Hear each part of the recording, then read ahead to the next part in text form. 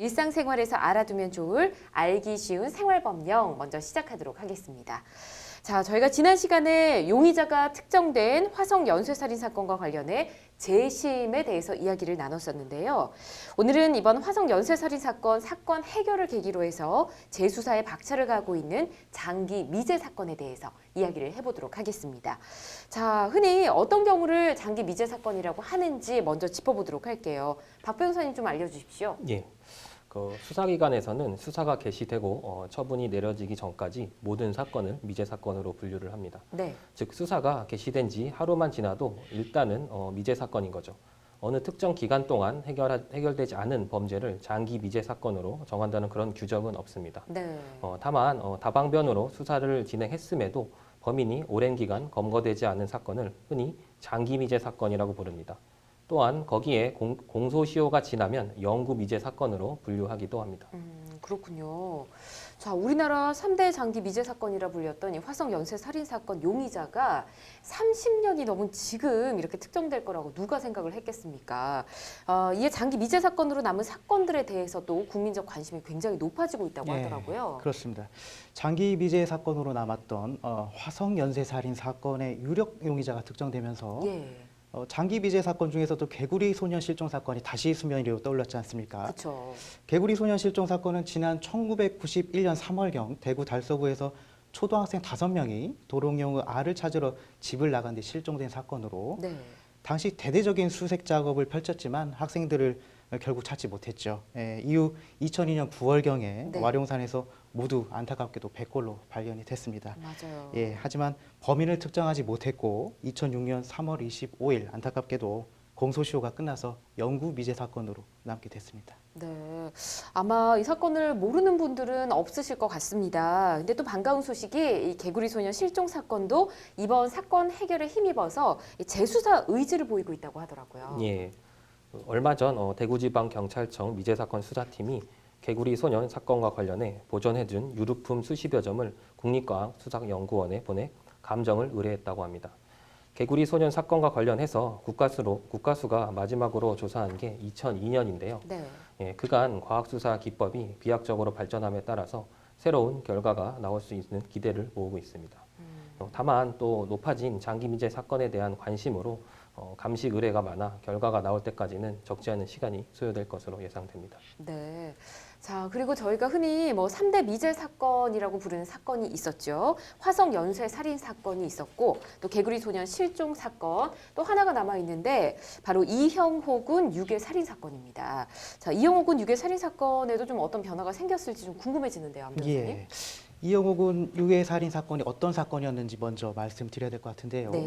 1991년 1월 29일 당시 초등학교 3학년생이었던 이형호 군이 서울 강남구 한 아파트 단지 놀이터에서 그네를 타던 모습을 마지막으로 행방이 묘연해졌습니다. 그리고 그날 밤부터 한 남자가 협박 전화를 시작했습니다. 협박 전화는 44일 동안 60여 회에 걸쳐서 왔는데요. 이후 약 한 달 뒤 이형호 군이 시체로 발견이 됐습니다.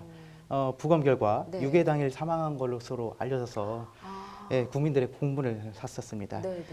협박 전화를 한 범인의 목소리만 남아있을 뿐 범인을 잡지 못했죠. 이 사건 2007년 영화 그놈 목소리로 제작되면서 범인 목소리가 다시 한번 주목받기도 했습니다. 아직까지 범인을 잡지는 못했지만 범인의 목소리는 유튜브를 통해서도 들을 수 있죠. 이 사건 같은 경우 목소리가 유일한 단서입니다. 검찰 음성 데이터베이스를 구축해서 신상 정보를 파악하는 수사 기법을 연구 중에 있다고 하네요. 다만 개구리 소년 실종 사건도 그렇고 이형호 군 유괴 사건도 그렇고 두 사건 모두 성범죄가 아닌 만큼 DNA 확보가 어려워서 범인 규명에 더 큰 어려움이 있는 것은 사실입니다. 그렇겠습니다. 음성 데이터베이스 구축해서 언젠가는 밝혀지지 않을까 좀 예상을 해봅니다. 자, 화성 연쇄 살인 사건 용의자 특정으로 인해서 경찰이 장기 미제 사건에 대해 인력을 보강한 것으로 알고 있습니다. 이에 다른 장기 미제 사건 역시 해결됐으면 하는 국민적인 기대가 굉장히 높아지고 있는데요. 앞서 저희가 다뤄봤던 이 장기 미제 사건 외에도 또 어떤 장기 미제 사건들이 있을까요? 지난해 8월 기준으로 미제 사건은 83,330여 건에 달합니다. 너무 많네요. 그중 몇몇 사건만 소개드리면 신정돈 연쇄 살인 사건이 생각나는데요.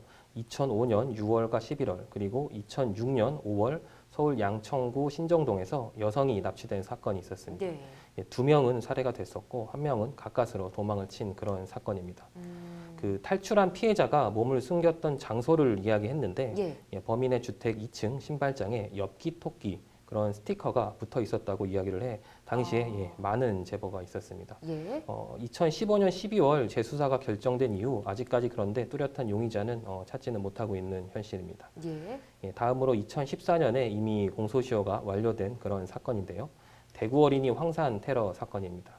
1999년 5월에 네. 학원에 가던 김태환 군이 괴한이 부은 황산으로 인해 끔찍한 고통에 시달리다가 사망한 그런 사건입니다. 그렇죠. 예. 태환 군은 당시 직전 이웃 주민을 범인으로 지목을 했었는데 예. 뚜렷한 증거가 또 없이 미궁에 빠지게 되었습니다. 예, 이 사건이 바로 그 살인죄 공소시효를 폐지하는 내용의 그 형사소송법 개정안 일명 태안이법이 만들어지는 계기가 된 그러한 사건입니다.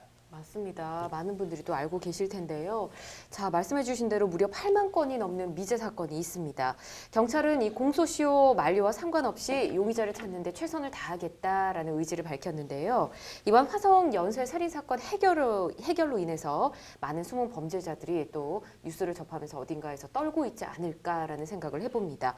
세상에 비밀은 없습니다. 이 경찰이 재수사 의지를 불태운 만큼 많은 미제 사건들이 곧 해결될 수 있기를 기다려 보도록 하겠습니다.